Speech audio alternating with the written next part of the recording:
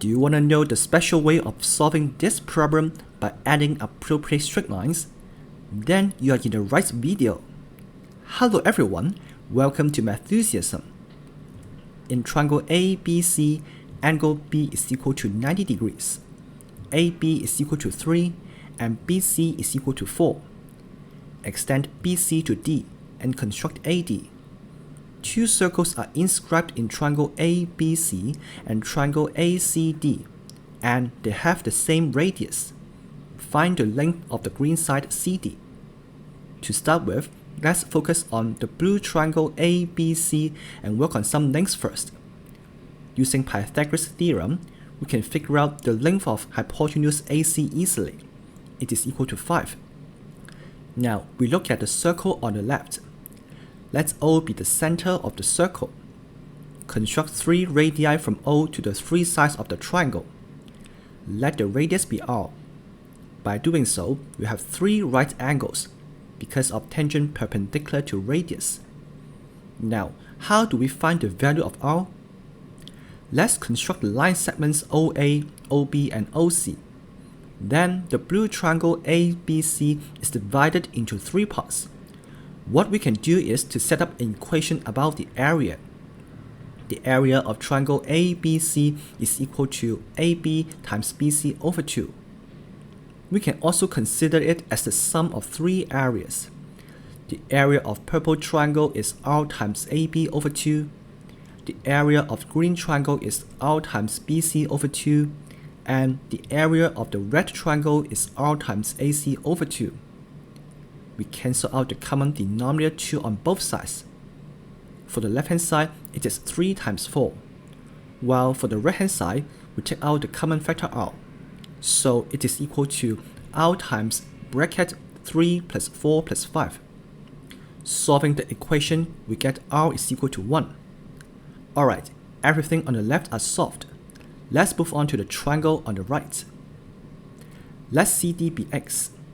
To find hypotenuse AD, we use Pythagoras' theorem again. So AD squared is equal to 3 squared plus bracket 4 plus x whole square.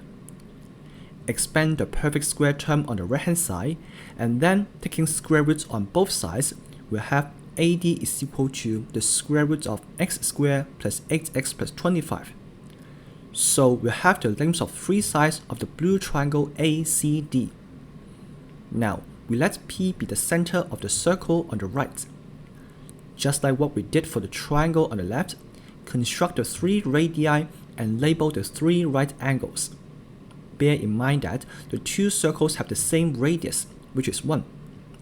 Divide the blue triangle into 3 parts by constructing the 3 line segments PA, PC, and PD.